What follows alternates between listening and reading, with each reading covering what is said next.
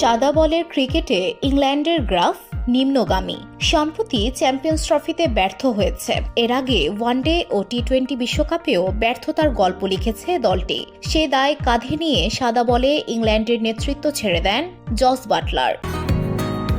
বসুন্ধরা, উত্তরা, বনশ্রী, কুড়িল ও বাড্ডা সহ রাজধানীর বিভিন্ন স্থানে অভিজাত ও অত্যাধুনিক মানের ফ্ল্যাট কেনার এক নির্ভরযোগ্য প্রতিষ্ঠান প্লেজেন্ট প্রপার্টিজ লিমিটেড। তাই আপনার স্বপ্নের আবাসনের জন্য আজই যোগাযোগ করুন। Pleasant properties limited, where destiny matures eventually.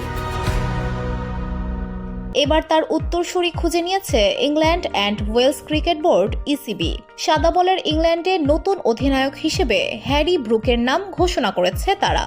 Brooke one day টি-20 দুই ফরম্যাটেই দলকে নেতৃত্ব দেবেন। এর আগে গুঞ্জন ছিল হয়তো ফরম্যাট ভিত্তিতে অধিনায়ক বেছে নেবে ইসিবি। ব্রুক গত 12 মাস ধরেই সহ অধিনায়কের দায়িত্ব পালন করেছেন। টেস্ট অধিনায়ক বেন স্টোকসের পাশাপাশি এই পদের জন্য তিনিই ছিলেন সেরা পছন্দ।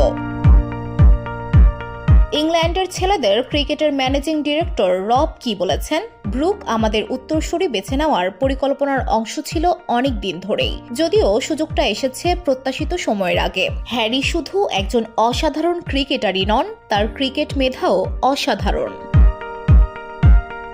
VOD Bangla news desk.